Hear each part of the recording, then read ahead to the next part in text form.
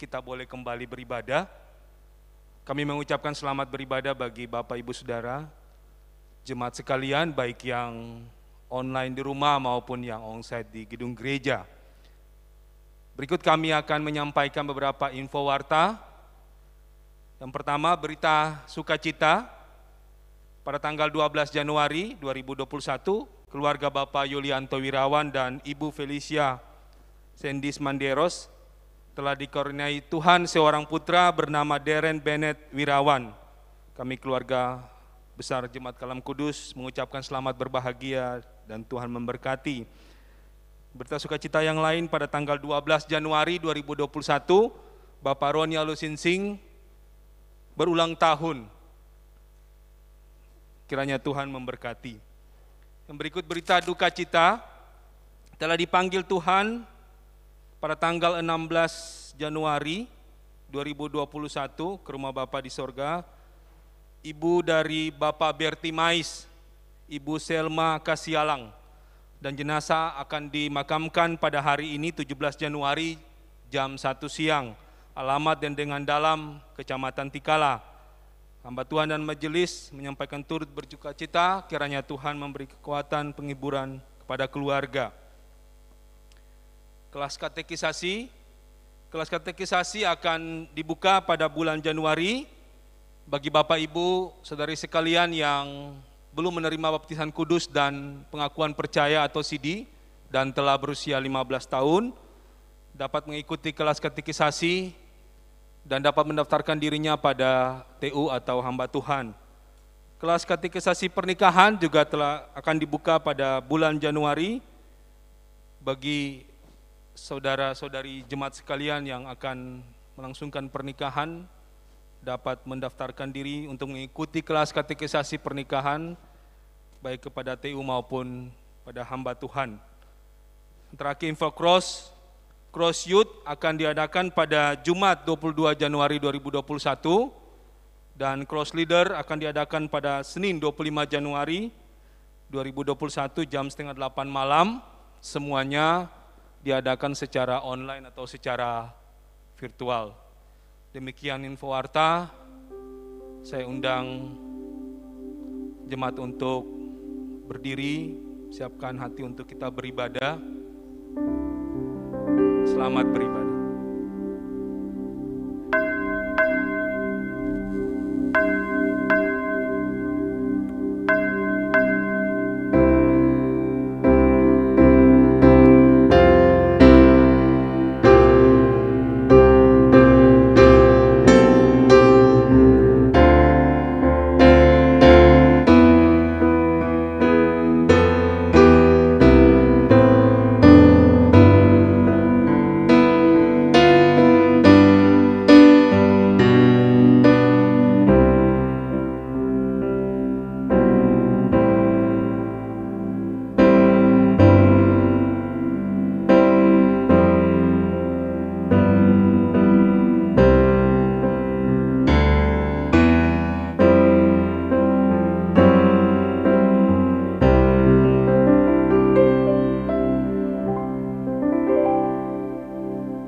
Yang terkasih, mari kita datang kepada Tuhan dengan satu keyakinan bahwa pertolongan kita ialah di dalam nama Tuhan yang menciptakan langit dan bumi.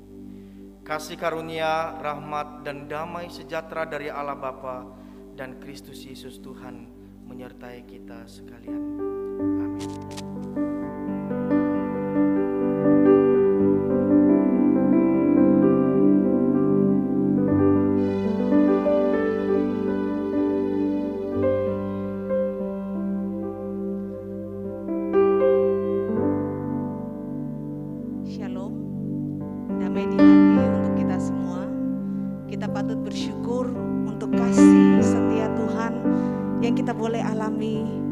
Saat ini, kalau mungkin kita datang dengan berbagai pergumulan, tetapi mari kita datang dan mengingat kembali akan firman Tuhan, bahwa Dia adalah Allah yang setia.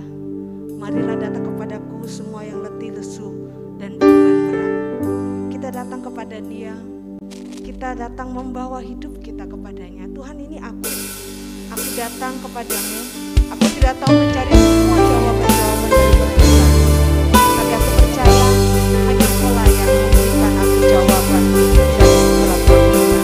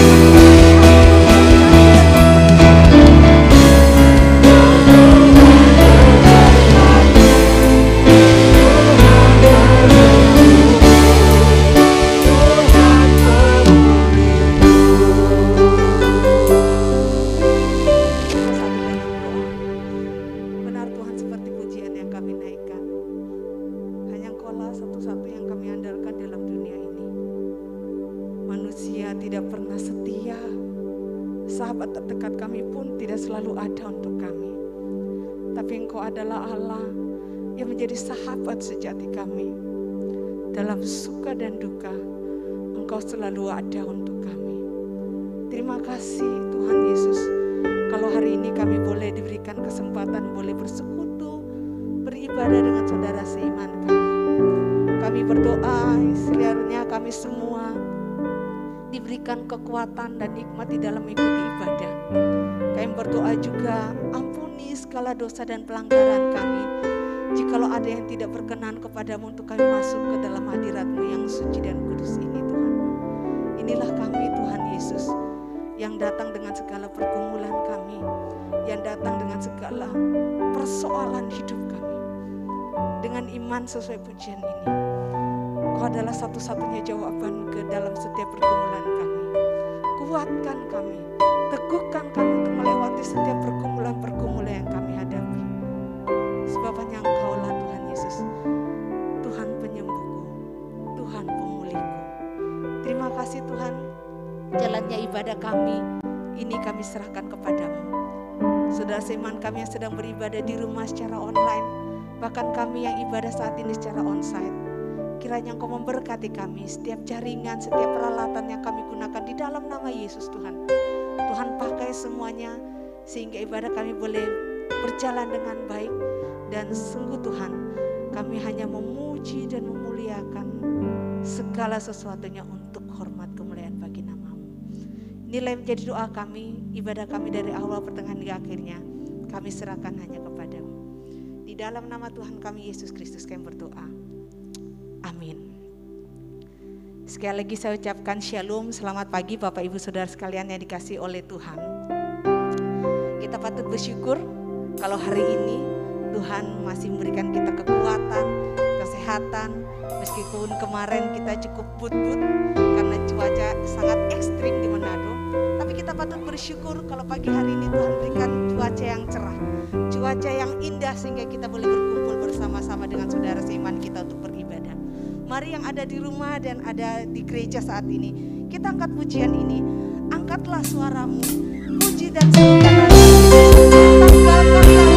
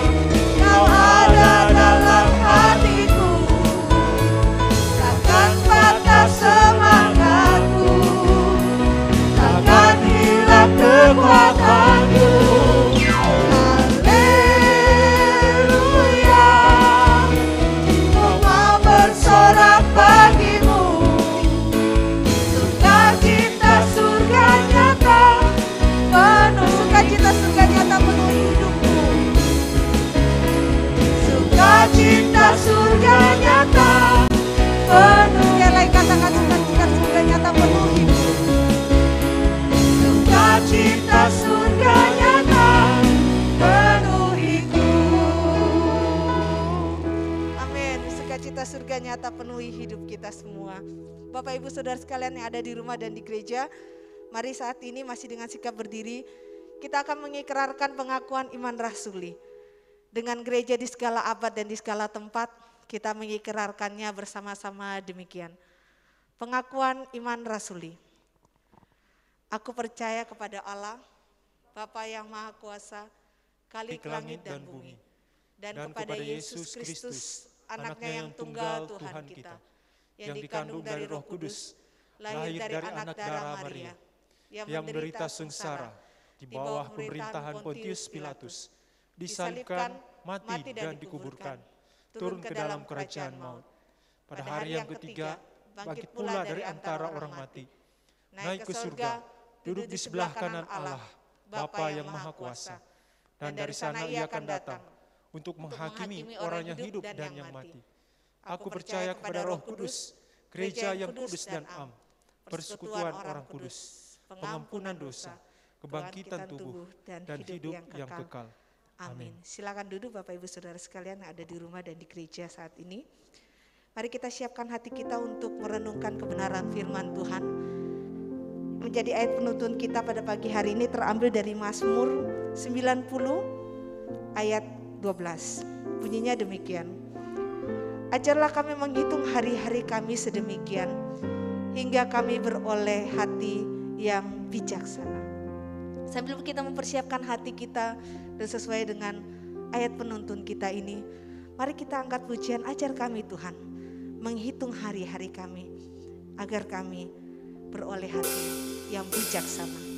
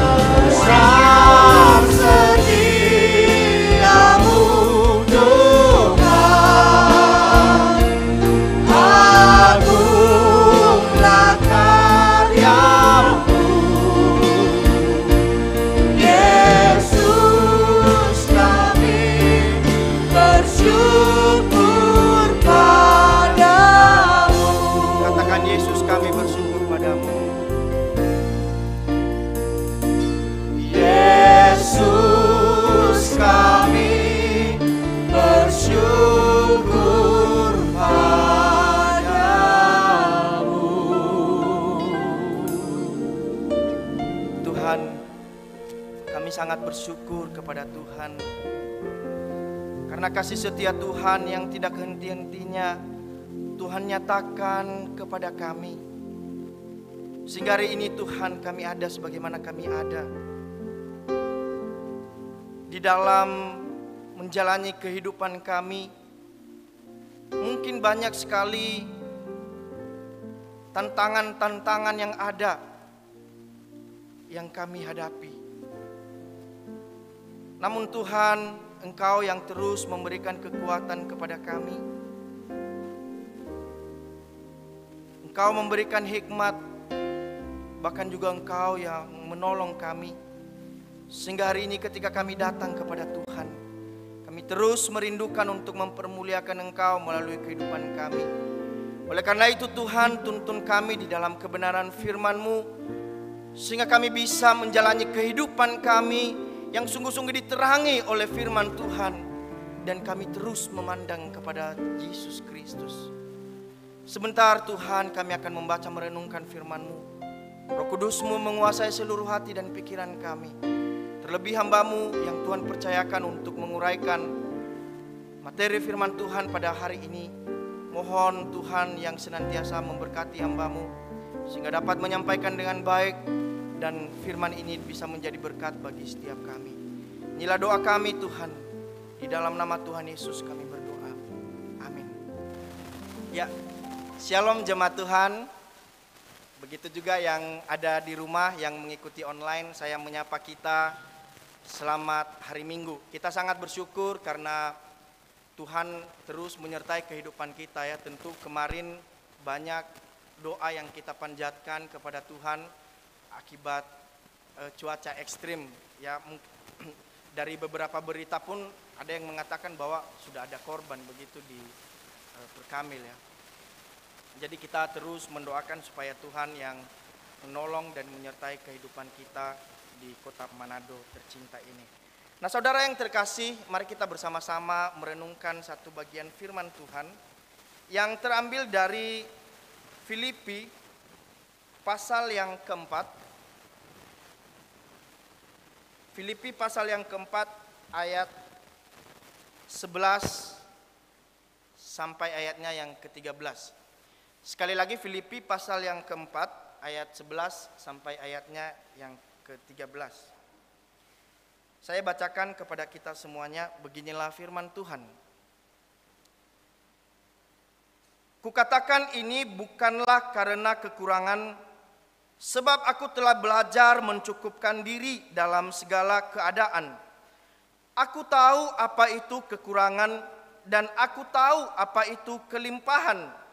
Dalam segala hal dan dalam segala perkara tidak ada sesuatu yang merupakan rahasia bagiku. Baik dalam hal kenyang maupun dalam hal kelaparan, baik dalam hal kelimpahan maupun dalam hal kekurangan. Segala perkara dapat kutanggung di dalam Dia yang memberi kekuatan kepadaku.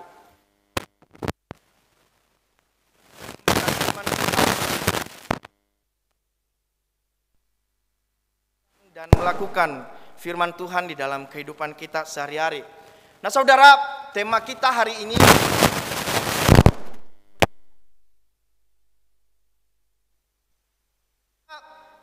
prioritas. Artinya itu yang didahulukan dan diutamakan daripada yang lain. Nah saudara yang terkasih, di dalam melakukan tanggung jawab kita sebagai orang Kristen, maka sebenarnya kita itu harus bisa lebih bijaksana di dalam memilih melakukan apa yang menjadi prioritas di dalam kehidupan kita. Nah khususnya saudara di hari-hari yang sedang kita jalani saat ini, mungkin banyak sekali himpitan, banyak sekali pergumulan yang kita alami. Sehingga terkadang kita merasa bahwa kita tidak sanggup untuk melakukan tugas dan tanggung jawab kita. Kita tidak tahu harus bagaimana. Kita mungkin merasa bahwa kita sudah tidak sanggup lagi untuk melakukan sesuatu yang dapat membuat kita bersuka cita. Nah sebenarnya di dalam pergumulan-pergumulan ini, saudara, tentu yang ditekankan kepada setiap kita, bagaimana kita bisa bertindak dan melakukan apa yang menjadi prioritas di dalam kehidupan kita, di dalam melakukan tugas dan tanggung jawab kita sebagai anak-anak Tuhan. Nah saudara, pada bulan Desember yang lalu, pada bulan Desember yang lalu, itu ada satu keluarga Kristen di Nias ya, di tempat saya di Sumatera Utara. Nah, berita ini sudah menjadi viral ya, dan juga menjadi trending topik itu di media sosial. Nah, bahkan juga keluarga ini itu pernah dibawakan oleh ILC ya, ILC di TV One yang dipimpin oleh Karni Elias begitu saudara. Nah ceritanya begini saudara. Jadi tepat pada tanggal 9 Desember yang lalu, itu pas pada hari pilkada, itu ada seorang ibu yang membunuh 3 anaknya sekaligus secara sadis saudara. Dan anak-anaknya itu masih di bawah umur. Jadi dia punya anak ada 4, yang 3 itu dia bunuh saudara. Nah jadi ibu ini melakukan aksinya itu pada waktu suaminya itu pergi ke TPS itu untuk memberikan suaranya itu kepada calon kepala daerah. Nah jadi pada waktu suaminya pergi, dia bawa anaknya 1 begitu. Jadi anak yang 1 itu tidak dibunuh oleh ibu ini. Nah dia bawa 1, tetapi pas dia pulang saudara, ternyata memang dia melihat anak-anaknya, ketiga anaknya itu sudah tidak bernyawa dan berlumuran darah, dan ada luka sayatan di leher ketiga-tiganya saudara. Dan itu sangat sadis sekali. Dan yang lebih anehnya lagi, si ibu ini yang membunuh ketiga anaknya itu, dia tidur dengan santai di samping anak-anaknya. Dia tidur dengan santai, dia sangat, maksudnya dia tidak takut dan lain sebagainya begitu. Mungkin disebabkan karena stres dan lain sebagainya. Tapi yang sangat jelas bahwa kelihatan pada waktu dia didatangi oleh orang banyak pada waktu itu, bahkan suaminya pun dia sangat santai saudara. Nah kemudian polisi mulai datang, dan pada waktu polisi mulai datang saudara, dia berusaha, si ibu yang membunuh anak-anaknya ini yang masih di bawah umur ini, dia berusaha untuk bunuh diri juga. Tapi memang aksi yang dia lakukan itu digagalkan oleh banyak orang yang sudah banyak di sekitaran itu. Tetapi memang 1 minggu kemudian si ibu yang membunuh anak-anaknya itu meninggal di rumah sakit saudara. Dia memang, ibu ini berusaha juga untuk mati begitu. Nah sebelum dia meninggal, sebelum ibu ini mati, kan dia ditangkap polisi, dia diwawancarai saudara, kenapa dia membunuh anak-anaknya. Masalahnya sangat simpel sekali saudara, kenapa dia membunuh ketiga anaknya. Jadi dia ditanyakan, kenapa kamu itu membunuh anak-anakmu. Nah si ibu ini katakan, bahkan juga warga mungkin itu menyampaikan bahwa sebenarnya dia bunuh anak-anaknya karena dia sudah tidak sanggup hidup lagi, disebabkan karena himpitan ekonomi. Karena suaminya itu hanya bekerja sebagai penyadap karet, dan penghasilan mereka itu sangat pas-pasan saudara. Jadi hanya karena pergumulan ekonomi, dia salah melakukan apa yang menjadi prioritas, apa yang menjadi tanggung jawabnya sebagai orang Kristen, bahkan juga sebagai orang tua pada waktu itu saudara. Nah Bapak Ibu Saudara yang terkasih di dalam nama Tuhan Yesus Kristus, kalau kita lihat berita ini, itu seringkali memang manusia seringkali gagal melakukan tanggung jawab sebagai anak-anak Tuhan ketika mengalami tantangan hidup. Nah pertanyaannya saudara, ketika kita menjadi orang Kristen, apa yang menjadi prioritas utama di dalam kehidupan kita selama ini? Paulus ketika menulis surat ini kepada jemaat Filipi, saudara, sesungguhnya Paulus itu sedang berada di dalam penjara. Bahkan bisa dikatakan bahwa Paulus ini pada waktu berada di dalam penjara, dia itu mengalami banyak sekali penderitaan. Dan tidak tertutup kemungkinan Paulus juga pada waktu itu mengalami yang namanya penderitaan fisik, saudara. Dari orang-orang yang menentangnya untuk mengabarkan Injil. Tetapi saudara, kita tahu bahwa meskipun Paulus mengalami hal itu, Paulus tetap memilih untuk melakukan apa yang menjadi prioritas di dalam kehidupannya, yaitu dia tetap memilih untuk taat kepada Tuhan dan tetap setia untuk mengabarkan Injil. Nah, Bapak Ibu, Saudara yang terkasih, itu di dalam situasi itu juga sebenarnya Paulus juga sedang diperhadapkan dengan pergumulannya terhadap jemaat itu yang mengalami beberapa masalah di dalam jemaat Filipi. Nah, ada yang menceritakan di dalam sumber mengatakan bahwa jemaat Filipi pada waktu itu ada terjadi yang namanya konflik di antara jemaatnya, di antara para pemimpinnya, antara satu dengan yang lain. Tetapi Paulus lebih memilih untuk melakukan sesuatu yang membuat Tuhan terus dipermuliakan, sehingga Paulus menuliskan surat ini kepada jemaat Filipi supaya Injil Kristus itu tetap diberitakan dengan sukacita, diberitakan dengan luar biasa, dan ada banyak orang-orang yang mengenal Kristus di dalam kehidupan ini. Bapak Ibu yang terkasih di dalam nama Tuhan Yesus Kristus, apa yang membuat Paulus itu dapat memprioritaskan ataupun mengutamakan pemberitaan Injil di dalam hidupnya daripada dia itu memikirkan masalahnya itu di dalam penjara, saudara? Tentu kita tahu banyak firman Tuhan yang mengatakan pada waktu dia katakan di dalam Filipi 1 ayat 21 bahwa bagiku hidup itu adalah Kristus dan mati itu adalah keuntungan. Jadi ada satu komitmen, ada satu iman yang sungguh-sungguh yang diberikan oleh Paulus di dalam pengenalannya akan Kristus Yesus, saudara.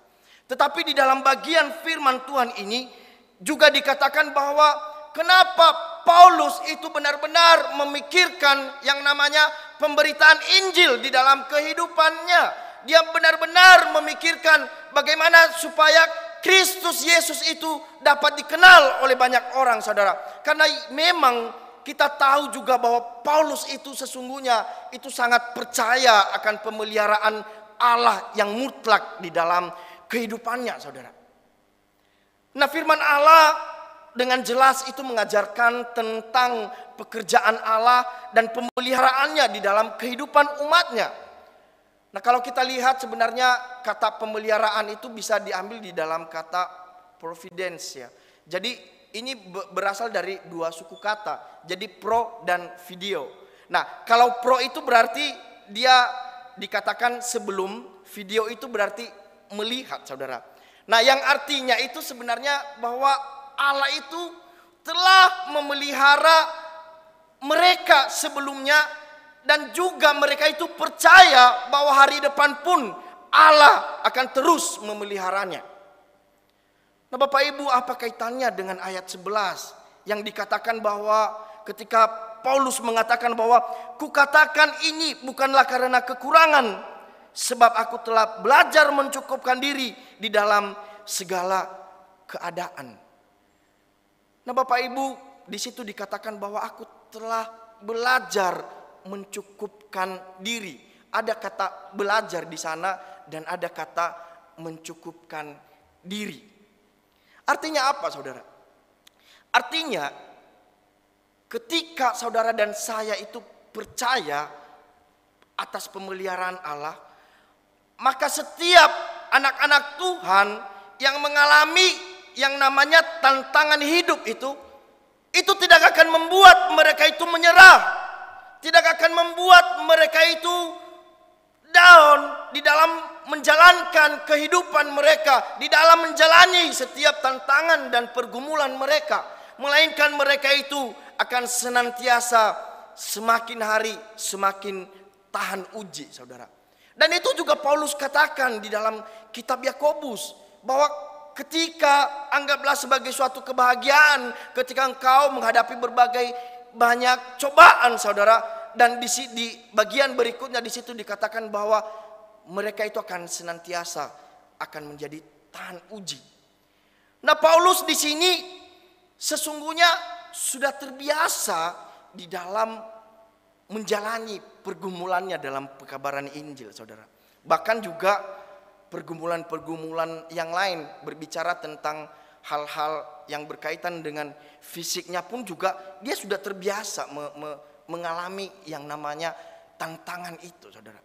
Tetapi Paulus di sini dikatakan bahwa dia tidak menyerah, dia tetap bertanggung jawab, dia tetap bijaksana di dalam melakukan apa yang menjadi tugas dan tanggung jawabnya sebagai pekabar Injil, saudara. Dia tetap memprioritaskan Tuhan di dalam kehidupannya. Dan tantangan itu dia menganggap itu yang akan membuat dia itu semakin hari semakin bisa tahan uji. Dan di satu sisi dia percaya bahwa di dalam tantangan-tantangan itu tidak akan lepas yang namanya pemeliharaan yang mutlak dinyatakan itu di dalam kehidupannya, saudara. Nah, Bapak Ibu Saudara yang terkasih di dalam nama Tuhan Yesus Kristus, Hudson Taylor pernah mengatakan begini: bila pekerjaan Allah itu dilaksanakan dalam cara Allah untuk kemuliaan Allah, maka Allah itu akan memenuhi segala keperluan kita. Sekali lagi saya bacakan, bila pekerjaan Allah itu dilaksanakan dengan cara Allah untuk kemuliaan Allah, maka Allah itu akan memenuhi segala keperluan kita.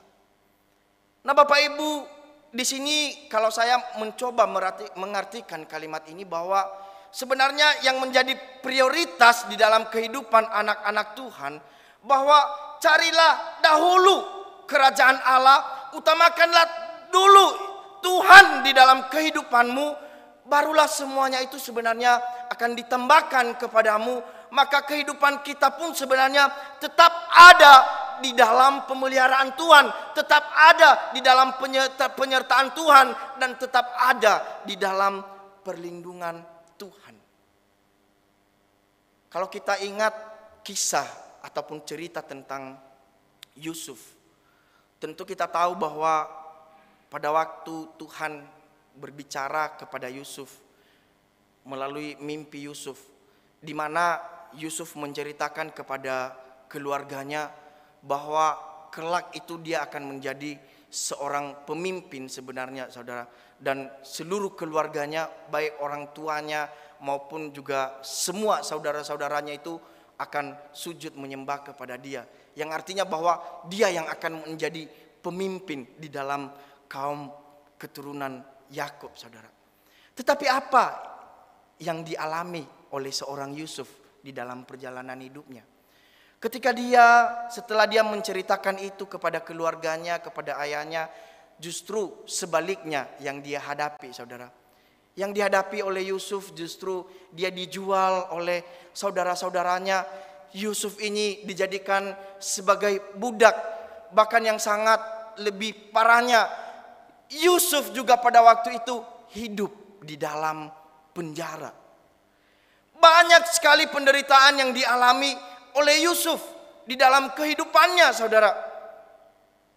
Sehingga kalau kita melihat penderitaan-penderitaan itu, pergumulan itu, saudara, Yusuf seolah-olah tidak akan bisa mencapai apa yang Tuhan katakan kepada Yusuf itu melalui mimpinya. Tetapi kita tahu, meskipun Yusuf itu menghadapi berbagai tantangan kehidupan, berbagai pergumulan, Yusuf itu tidak pernah meninggalkan Tuhan, saudara. Yusuf tidak pernah berubah setia kepada Tuhan. Melainkan Yusuf, dia menjalani perannya sebagai seorang budak pun, dia tetap memiliki sikap yang takut akan Tuhan dan tetap memprioritaskan apa yang menjadi tugas dan tanggung jawabnya sebagai orang yang sungguh-sungguh percaya kepada Tuhan, saudara. Nah, Bapak Ibu yang saya kasihi di dalam nama Tuhan Yesus Kristus, Setiap kita anak-anak Tuhan ketika menjalani kehidupan di tengah-tengah dunia ini, pasti kita mengalami yang namanya tantangan hidup. Tapi pertanyaannya, apakah kita sudah benar-benar melakukan ataupun memprioritaskan apa yang menjadi tugas dan tanggung jawab kita sebagai anak Tuhan yang sungguh-sungguh percaya kepada Tuhan? Mungkin banyak jemaat yang mengalami yang namanya pergumulan di dalam kesehatan. Mungkin ada jemaat yang sedang bergumul di dalam ekonomi. Bahkan juga ada jemaat yang bergumul di dalam kehidupannya secara pribadi ataupun bergumul di dalam keluarganya, saudara. Pertanyaannya, apakah kita benar-benar memprioritaskan Tuhan? Dan pergumulan yang sedang kita alami itu akan menjadi sesuatu hal yang dapat mempermuliakan Tuhan di dalam kehidupan kita. Mari kita bersama-sama merenungkan kedua pertanyaan ini, saudara. Di saat kita mengalami yang namanya pergumulan ataupun tantangan hidup, mana yang akan menjadi prioritas bagi kita? Yang pertama, apakah kita ingin supaya Tuhan cepat-cepat membuat kita keluar dari masalah tersebut? Ataukah yang kedua, kita ingin supaya iman kita dibangunkan terlebih dahulu, baru jika Tuhan berkenan memberikan kekuatan kepada kita, kita bisa keluar dari masalah itu. Sekali lagi pertanyaannya, saudara, apakah yang pertama kita ingin supaya Tuhan cepat-cepat membuat kita itu keluar dari masalah itu? Ataukah kita ingin supaya iman kita dibangunkan terlebih dahulu? Seringkali banyak anak-anak Tuhan, bahkan orang Kristen, saudara, ketika mereka mengalami pergumulan, mereka mengalami kesulitan hidup, yang diprioritaskan, yang mereka utamakan itu adalah bagaimana caranya supaya situasi ataupun masalah ataupun kondisi mereka itu cepat-cepat mereka bisa selesaikan, saudara. Tetapi ingat, saudara, ketika ada pilihan pertama itu sebenarnya bisa berpotensi di mana iman kita itu tidak dibangunkan. Memang dalam keseharian kita bisa kita katakan bahwa oh, Tuhan Yesus itu baik dan lain sebagainya. Tapi berpotensi juga bahwa kita bisa kembali kepada kehidupan kita yang sebelumnya, saudara. Sesungguhnya ketika kita menghadapi tantangan hidup, maka kerinduan kita biarlah di dalam tantangan itu iman kita bisa dibangunkan, kita bisa memiliki tahan uji, saudara, dan kita percaya seperti apa yang dikatakan oleh Paulus di sana bahwa sesungguhnya Allah itu akan menyertai setiap anak-anaknya yang sungguh-sungguh bersandar kepada Tuhan. Bahkan firman Tuhan di dalam Filipi ini dikatakan apa, saudara? Di dalam ayat yang ke-13 dikatakan, segala perkara dapat kutanggung di dalam Dia yang memberikan kekuatan kepadaku. Nah, ini firman Tuhan sangat jelas di dalam kehidupan kita, saudara. Bahwa sebenarnya perkara yang kita hadapi saat ini, itu pasti Tuhan akan bersama-sama dengan kita. Tetapi pertanyaannya, bagaimana kita bisa melakukan tugas dan tanggung jawab kita secara bijaksana, dan kita bisa tetap memprioritaskan Tuhan di dalam kehidupan kita. Nah, marilah kita terus belajar menyerahkan seluruh hati kita, kehidupan kita di hadapan Tuhan. Tadi di dalam ayat penuntun itu sangat bagus. Di situ dikatakan bahwa ajarlah kami menghitung hari-hari kami sedemikian rupa, sehingga kami itu beroleh hati yang bijaksana. Oleh karena itu marilah kita benar-benar menjalani kehidupan kita. Kita ada hati yang bijaksana, dan kita bisa bertanggung jawab melakukan segala sesuatu yang menjadi tugas kita sebagai orang percaya, dan kita tetap memprioritaskan Tuhan di dalam kehidupan kita. Kenapa, saudara? Karena selalu ada penyertaan Tuhan yang mutlak di dalam kehidupan kita. Amin. Nah, oleh karena itu, saudara, marilah kita berjalan di dalam Tuhan. Marilah kita melakukan tugas dan tanggung jawab kita, dan kita tetap bijaksana. Dan seperti tema yang katakan, marilah kita tetap memprioritaskan Tuhan di dalam kehidupan kita. Tuhan Yesus memberkati kita semuanya. Mari kita bersama-sama berdoa. Bapa kami yang di surga, kami menyadari kami terbatas di dalam memahami firman Tuhan. Namun kami percaya ketika Roh Kudus-Mu menguasai seluruh hati dan pikiran kami, dan kami terus membuka hati kami sepenuhnya untuk Tuhan, maka firman Tuhan pun akan senantiasa disempurnakan di dalam kehidupan kami. Tuhan, pimpin kami di dalam segala perenungan kami akan kebenaran firman Tuhan, terlebih di dalam menjalani kehidupan kami Tuhan. Sebagai orang percaya, sebagai orang Kristen, maka apa yang menjadi prioritas di dalam tugas dan tanggung jawab kami sebagai anak-anak Tuhan? Anugerahkanlah hikmat kepada kami. Ajarlah kami menghitung hari-hari kami sedemikian rupa, sehingga kami dapat bijaksana untuk melakukan apa yang menjadi prioritas di dalam kehidupan kami. Dan kami tetap mempermuliakan Tuhan dalam seluruh aspek kehidupan kami. Terima kasih ya Tuhan Yesus, inilah doa kami. Di dalam nama Tuhan Yesus kami berdoa dan mengucap syukur. Amin.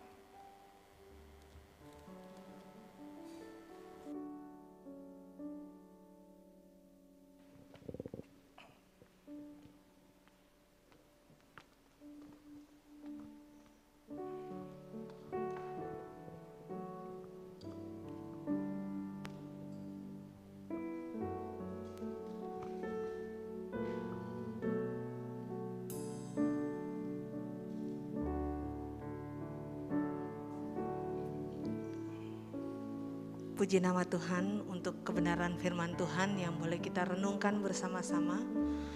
Marilah kita menjadi murid-murid Kristus yang memprioritaskan hidup kita hanya kepadanya. Mari kita akan mempersiapkan diri kita untuk mempersembahkan persembahan yang terbaik. Bapak Ibu bisa mentransfernya melalui rekening yang ada di layar kaca atau ada di warta gereja atas nama Gereja Kristen Kalam Kudus Manado. Mari kita siapkan hati kita. Kita angkat pujian ini KPPK 323. Ku mau jadi murid Yesus.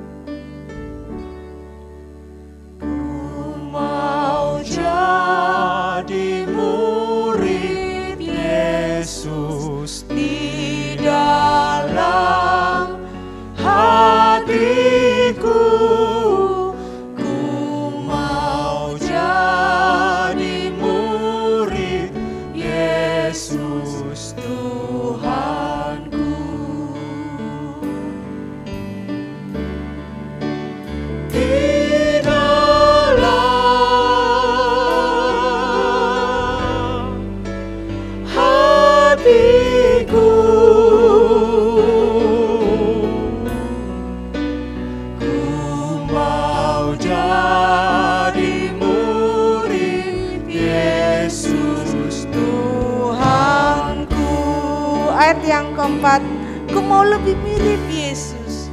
Ku mau lebih mirip Yesus di dalam hatiku.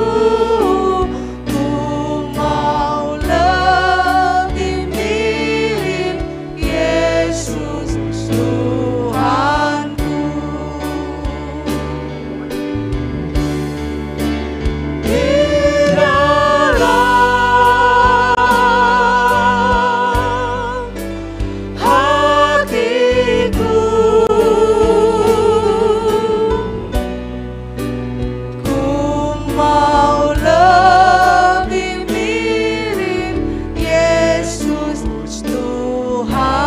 lagi, ku mau jadi murid Yesus. Saya mengajak Bapak Ibu Saudara sekalian untuk bangkit berdiri. Murid Yesus di dalam hatiku, ku mau jadi murid Yesus Tuhanku. Di dalam hatiku, ku mau jadi murid Yesus. Mau jadi murid Yesus Tuhanku.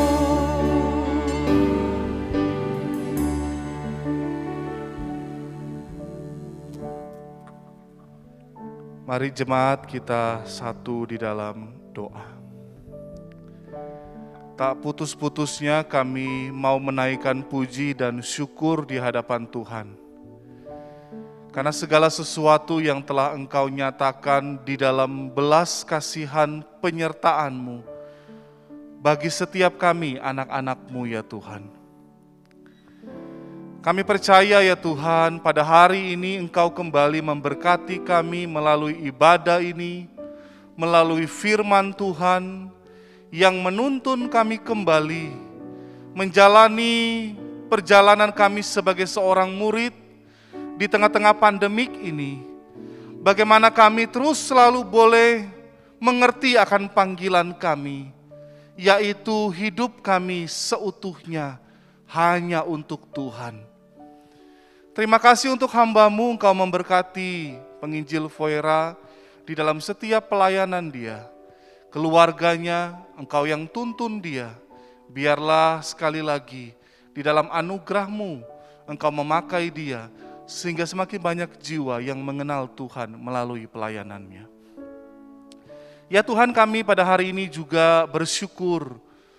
Kami menaikkan, memberikan persembahan kami.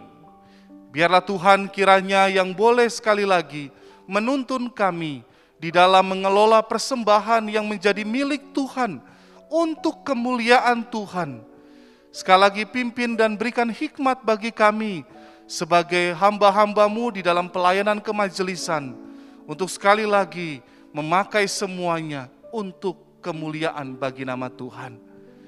Kami juga akan menaikkan beberapa doa-doa syafaat kami ya Tuhan. Kami berdoa yang pertama untuk beberapa daerah yang terkena bencana alam. Untuk Sulbar, Sulawesi Barat yang terkena akan bencana gempa bumi yang mengakibatkan banyak sekali orang-orang yang menderita saat ini. Kami bersatu hati sebagai umat Tuhan, berdoa kepadamu ya Tuhan. Kiranya Engkau yang boleh menguatkan mereka. Tuhan, Engkau yang menolong mereka. Dan biarlah dalam momen ini kembali dalam anugerah-Mu, mereka boleh diizinkan mengenal Engkau dan percaya kepada Engkau. Mereka yang telah jauh boleh kembali untuk percaya dan melihat Engkau. Mereka boleh dikuatkan. Mereka yang sedang kelaparan diberikan kekenyangan. Mereka yang sedang kedinginan diberikan kehangatan. Mereka yang sedang kehilangan dihibur. Dan pakailah kami juga Tuhan untuk menjadi saluran berkat bagi mereka. Kami berdoa Tuhan untuk Kalimantan Selatan yang terendam banjir. Engkau tahu apa yang diderita oleh orang-orang ini. Kami sebagai saudara seiman, warga bangsa Indonesia, berdoa Tuhan, sekali lagi memohon belas kasihan Tuhan. Kami berdoa untuk cuaca akhir-akhir ini di Indonesia yang berjalan tidak baik, khususnya di kota kami. Tuhan, kami hanya berseru memohon belas kasihan Tuhan. Kiranya Tuhan menolong kami, menopang kami, melindungi kami. Dan kami memohon Tuhan, biarlah di tengah-tengah kesulitan yang kami hadapi, kami tidak jauh dari Tuhan. Justru kami semangat memberitakan Injil Tuhan, membagikan kasih Tuhan. Kami juga berdoa bersyafaat ya Tuhan, untuk seluruh keluarga korban Sriwijaya Air yang masih menunggu hasil, yang berduka dan terpukul. Kiranya Tuhan memberikan kekuatan, memberikan anugerah untuk mereka boleh mengenal kepadamu sebagai penghibur satu-satunya. Kami juga bersyafaat ya Tuhan untuk penyediaan vaksin yang sedang dikerjakan oleh pemerintah. Kami hanya terus berdoa menyerahkan ke dalam tangan-Mu pemerintahan negara kami ini. Biarlah sekali lagi dalam perlindungan Tuhan, di dalam belas kasihan Tuhan, Tuhan boleh menyertai di dalam proses vaksin yang sedang berjalan pada saat ini. Ya Tuhan, kami juga mau bersyafaat untuk gereja kami. Tuhan topang kami di tengah-tengah masa pandemik ini. Kami tidak mau terpuruk dengan kondisi ini. Karena kami mau melihat Kristus. Untuk itu topang iman kami, topang pelayanan kami. Kami butuh Tuhan yang menyertai setiap kami untuk memberitakan Injil kabar baik itu. Berkati hamba Tuhan, berkati majelis, berkati jemaat-Mu, berkati pelayanan kami Tuhan. Ya Tuhan, kami juga mau bersyukur di dalam syafaat kami. Untuk jemaat kami yang berulang tahun, Bapak Roni Alusingsing, Tuhan yang berkati hamba-Mu ini, di dalam setiap pekerjaan, pelayanan, terlebih lagi iman. Biarlah di usia yang bertambah, hamba-Mu juga bertambah karunia-karunia rohani untuk diperlengkapi menjadi alat Tuhan, memberitakan, menyebarkan kabar baik Kristus itu. Terima kasih ya Tuhan. Inilah doa syafaat dan syukur kami yang kami naikkan di hadapan-Mu. Terpujilah Allah yang hidup, dalam nama Tuhan Yesus kami berdoa. Amin. Amin. Mari masih dengan sikap berdiri, kita akan mengakhiri ibadah kita pada pagi hari ini. Kita angkat pujian doksologi, doa berkat dipimpin oleh penginjil Foera.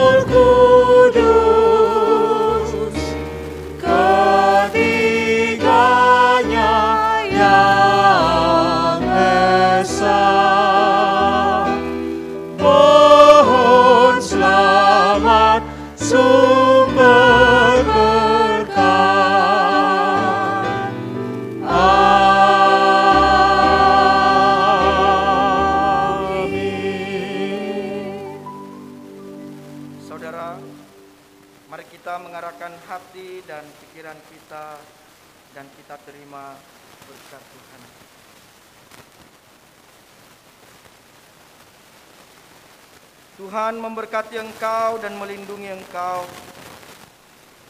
Tuhan menyinari engkau dengan wajah-Nya dan memberi engkau kasih karunia. Tuhan menghadapkan wajah-Nya kepadamu dan memberi engkau damai sejahtera hari ini sampai Maranatha Tuhan Yesus datang kedua kali. Amin.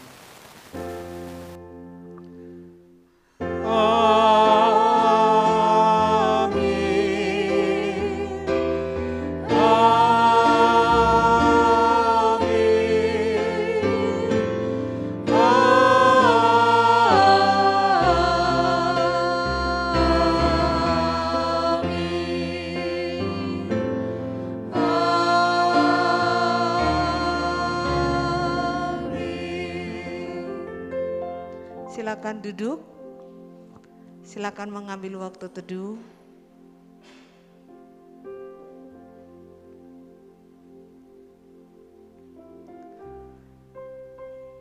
Terima kasih, selamat hari Minggu, selamat beraktivitas, Tuhan Yesus memberkati kita semua.